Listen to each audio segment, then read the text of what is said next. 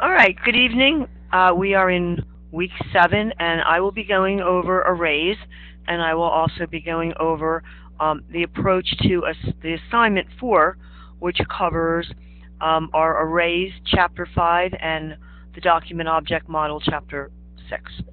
All right, so on the left-hand side, I have a file. I have a lot of code already written to save time. I'm open in brackets. On the right-hand side, I have Chrome, the Chrome browser open. All right, so let's take a look at the body section. I'm scrolling down on the left-hand side. So in the body, I just have an H1 Week 7 demo, and the scenario is going to be the special of the day. And I'm going to be storing some specials in an array, and I am going to be storing the day in an array. And what I want to do is when the page loads, I want to find out what today is, and I want to display that on the web page along with the special for today. Then I will also approach this concept of looping through an array. And in this week's lecture, we have looked at concepts such as get elements by tag name, get elements by class name, other ways of accessing a collection of objects on the page, and you look at that as an array also, and you can loop through these elements. These are arrays that we are creating. In my body section here on the left, I have 3 placeholders. I have an ID for day, and that will output the name of the week, and it will be Thursday, as that's what today is. And we have ID equals special, where the special of the day, and then all, which is where we'll be outputting our loop.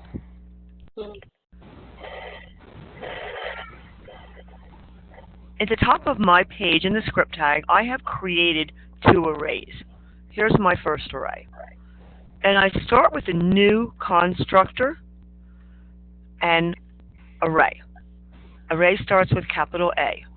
And I need to store this new array object in a variable. I will call it day array because it's going to hold the days. Is everybody okay with this? Are you hearing an echo, or is it me? No, no echo.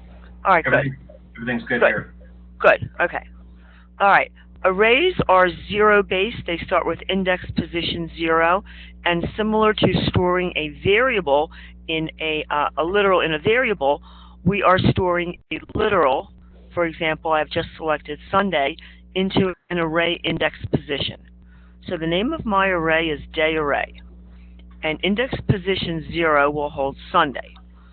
I will store the literal Monday into index position 1.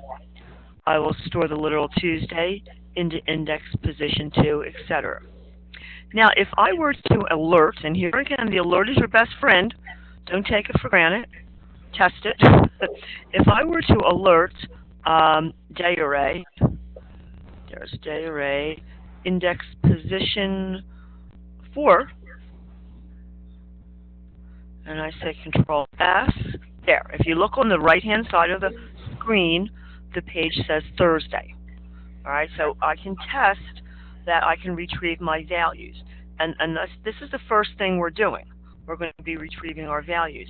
So technically speaking, if I wanted to test, here I'm going to be outputting the day, the week, the span.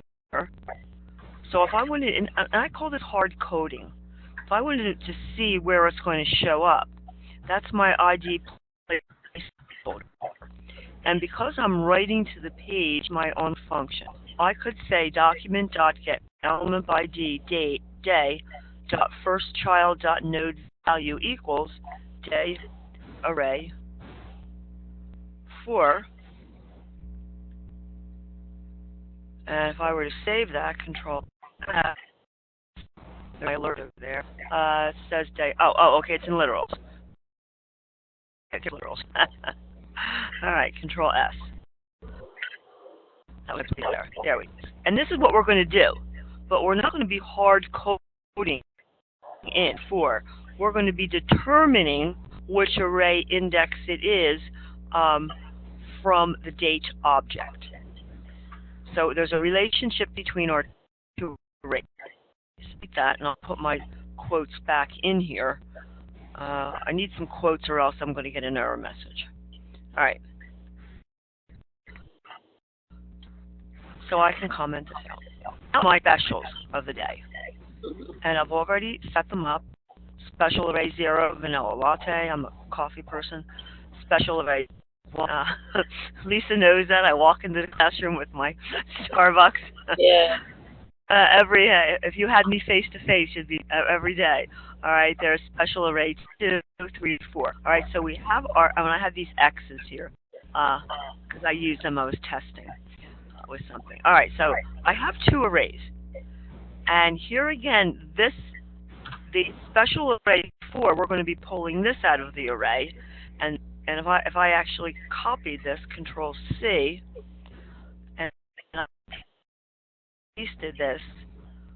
This is actually going to be in my special. Now, ML, so the corresponding JavaScript that would execute that would get element by ID special, Control V.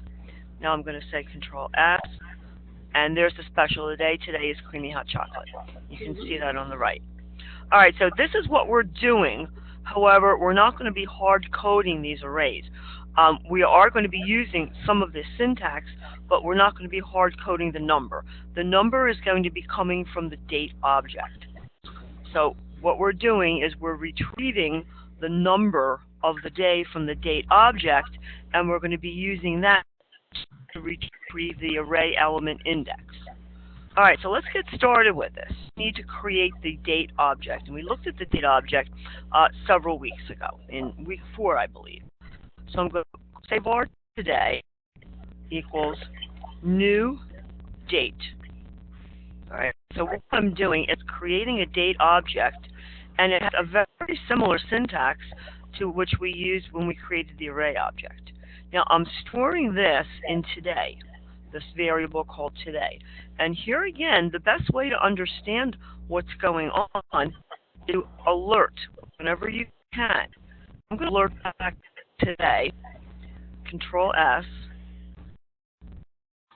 and if you're on the right, this is what it says. Thursday, March 10th, 2016, 18:15:36 GMT -8888, whatever Pacific Standard.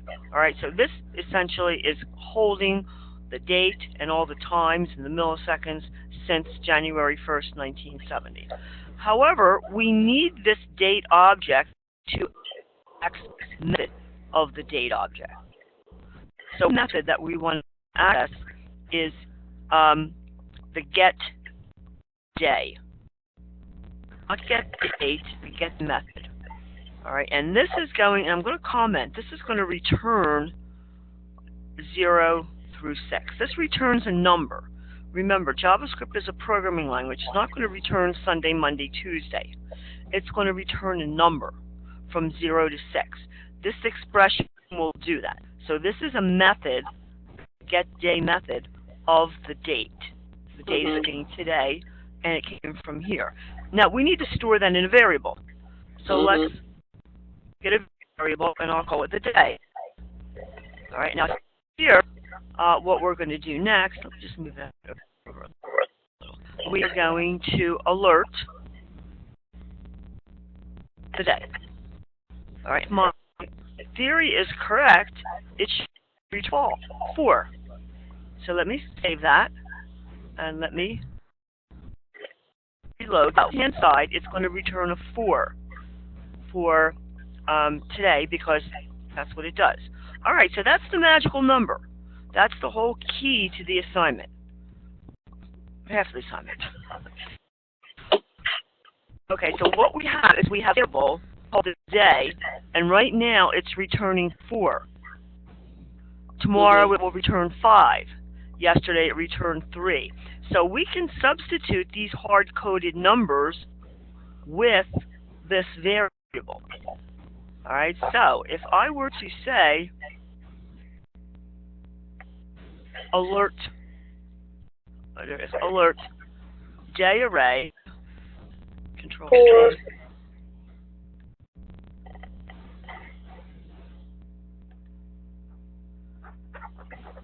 If I were to say alert day array, and rather than hard code in an index number, hard code in a variable, that variable will be interpreted as 4, and I should be able to allow Thursday down here. So let's save this. Control S, and let's reload.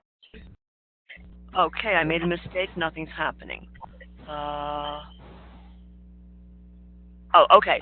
Very interesting. What's happening is of my statement. Remember, JavaScript reads from the top down. Yeah, I was going to say, how's it going to read that? Exactly. Very good. Very good. Exactly. Control X. That was a good error message. That was a good mistake. Actually, this needs to go all the way down here, where it has no idea of what the day array is. Now, if I say Control S, there you go. It says Thursday. All right. So, all we need to do, essentially, to output the day of the week is we need to use the date object, use the getDay method, which is going to return a number from 0 to 6, store that in a variable, and substitute that variable for the index position in both of our arrays. So we have one array here that is holding the day, and the other array underneath that is holding the special. There's the special. All right, so if I hold, and here, let me just roll over. I'm going to, there's day array, the day, and this one is going to be special array. Control V. I'm going to change this to SPEC.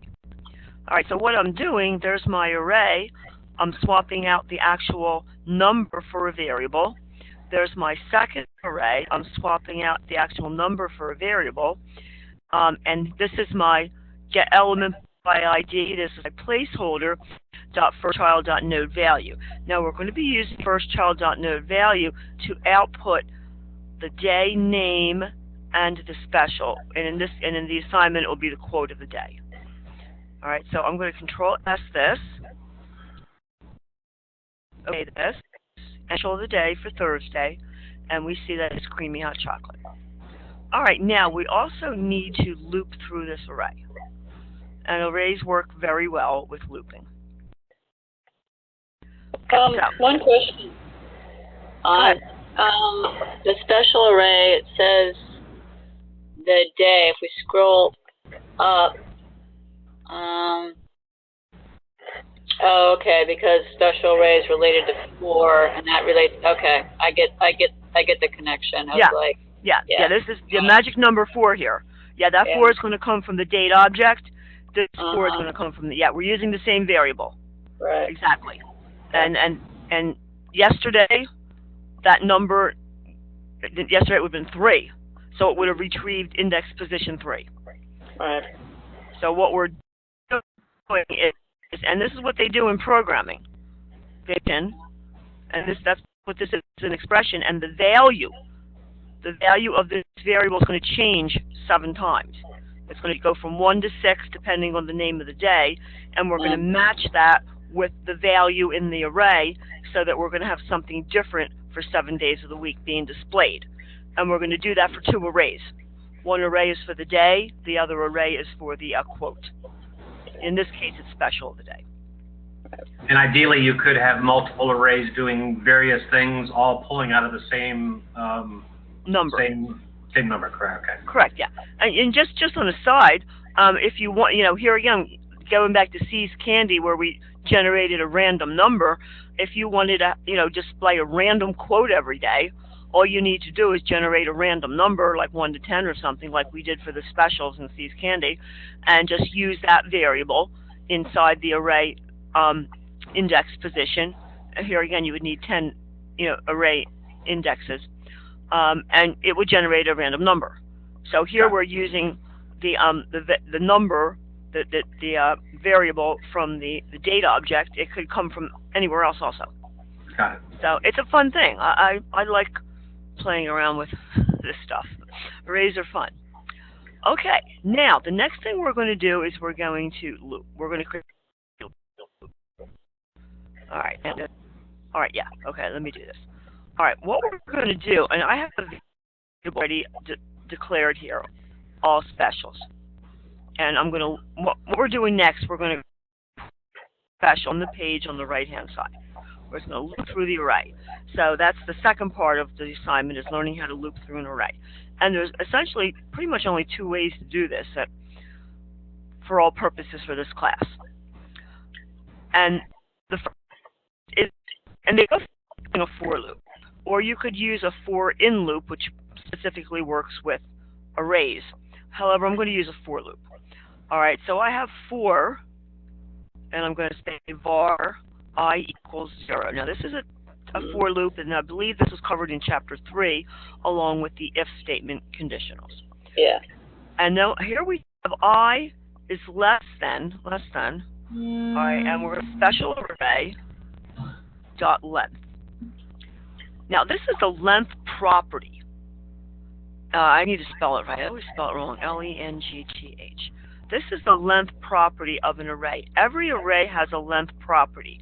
The length of the array is always going to be one value higher than its highest array index. So right now we have index position 4 as our last one. However, if you manually count, because we start at 0, there are 5 elements in this array. So here again, for loops work really nice with arrays because arrays are 0-based. And now we have I plus plus.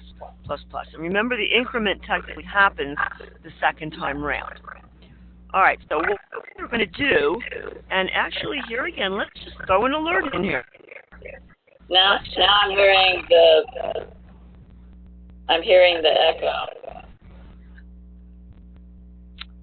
All right, let me see if I can get my...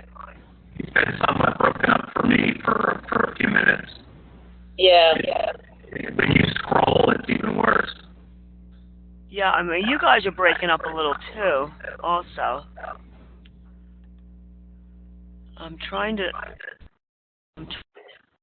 get back to see where my settings are for my audio, and I can't seem to find it.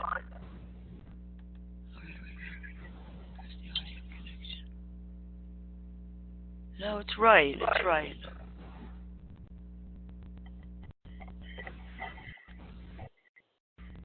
It could be the internet.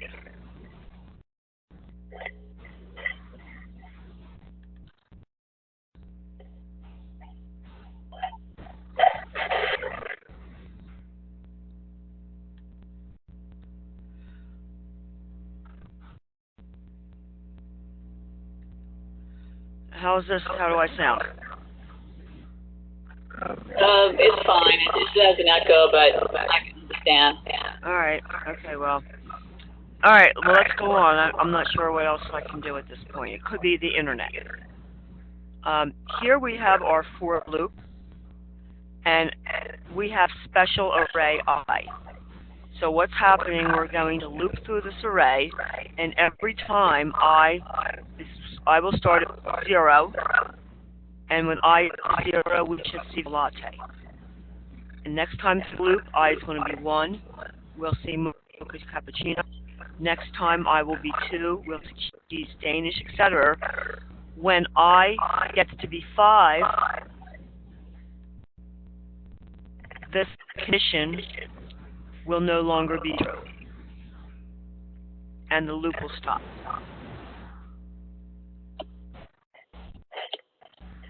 Look on the right. We're looping. There's vanilla latte, mocha cappuccino,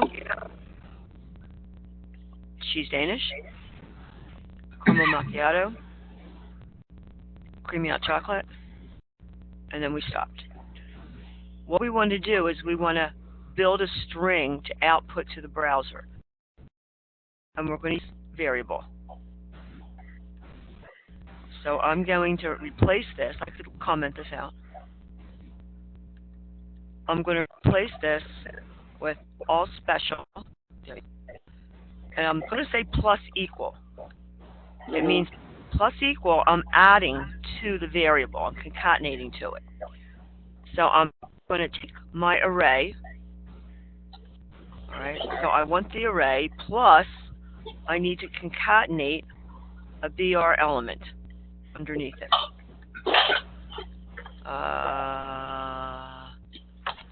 There we are. So up here, all special equals nothing. First time around, all special is going to equal vanilla latte, concatenated with a break.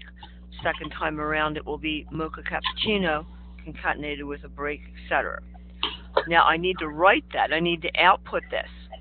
Okay, so the variable all spec, S-P-E-C, is holding the whole expression, that whole long string expression.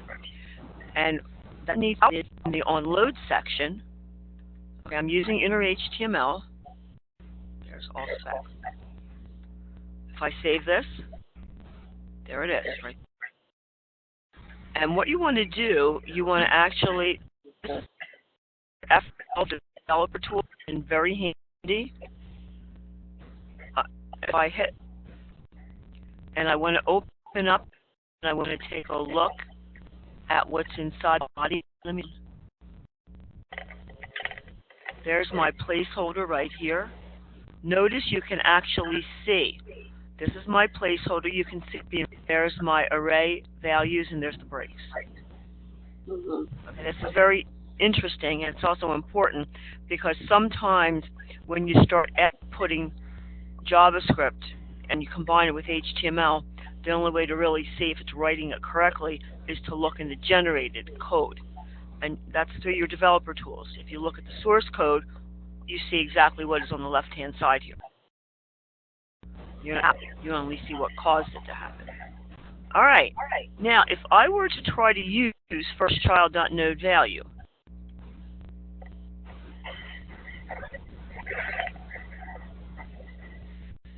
will it work? No, it won't. All right, take a look at what happens when I use firstchild.node value. It doesn't interpret the BR elements. It looks at them as a string. Okay, the first child is the text node. Let's take a look at our HTML. This is the first child. It's not inner HTML is what's the HTML and the text inside. Okay, it's a property. The first child is a child node. It's a text node, and the node value is the value of the text. We can't put HTML in there, but we have to put HTML in there in order to put them on separate lines. So how do we do that? All right, what we have to do, we have to actually create the element node and create the text node and to append them. And because there are 4 of them, or 5 of them, there's 5 elements, we need to do that 5 times, and we'll be doing that inside the loop. Now, because this is all writing to the page, we're going to be creating these nodes through the loop. The loop at this point has to be in the loop. This loop didn't. This loop could sit up. All it's doing is grabbing this information and storing it in a variable. All right, this is what we're doing next. We're adding those. So I'm going to copy my loop in, right, and delete what I don't need. All right, my end on load, just in case I get confused here.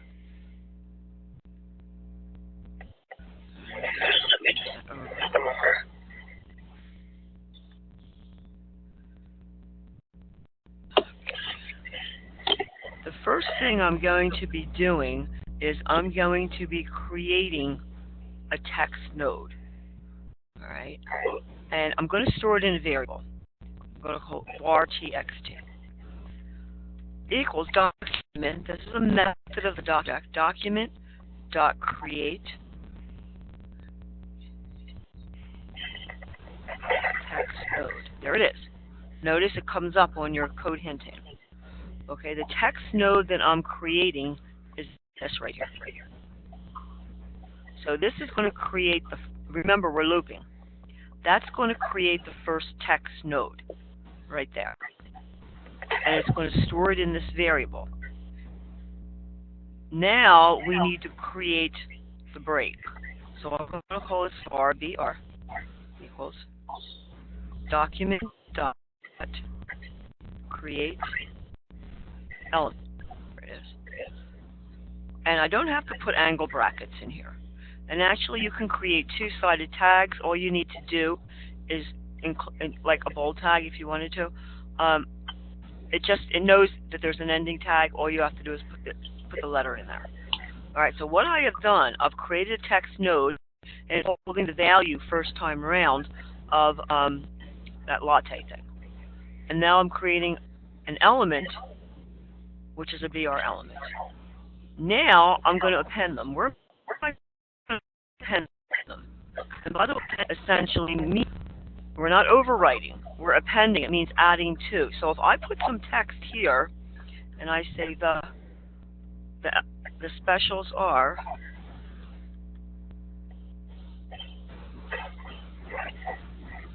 it will append them right there. It's not going to overwrite.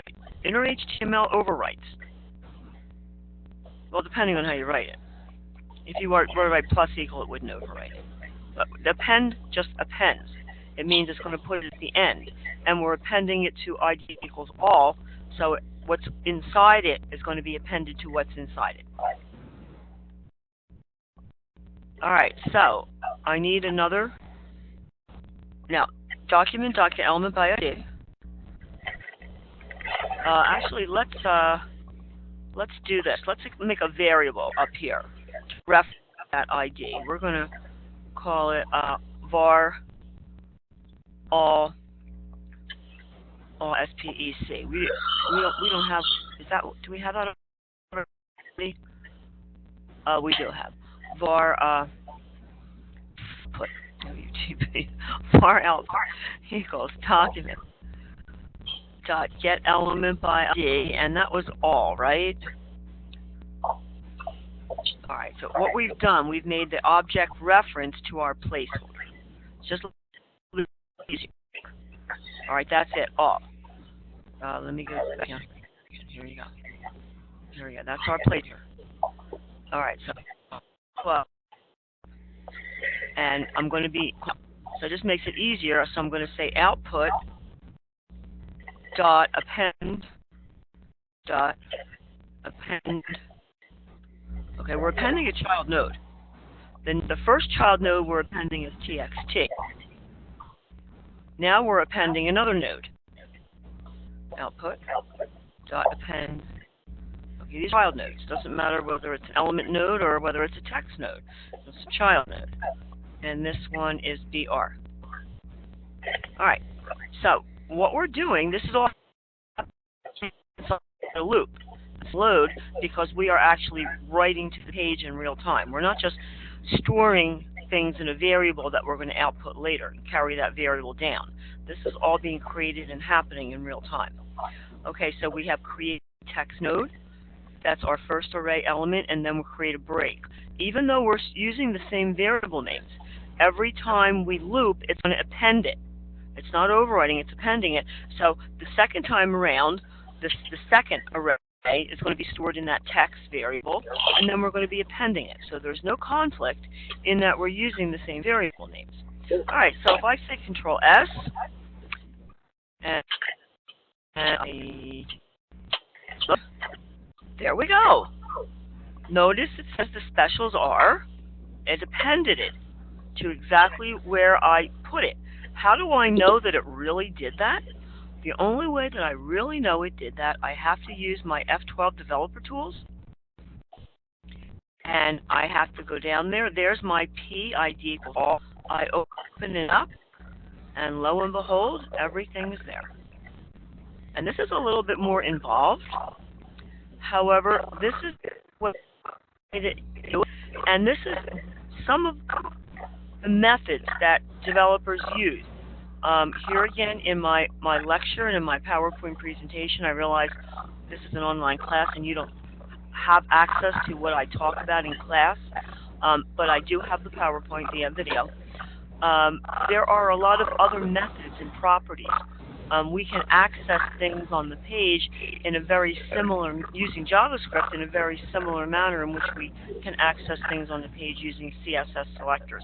However, it is very complicated which is why frameworks were developed, because the document object model has traditionally been relatively hard to use, in addition to the fact that we have some cross-browser. All right, so this pretty much goes I wanted to point out in my presentation this evening. Turn off the recorder, and then we'll continue our conversation.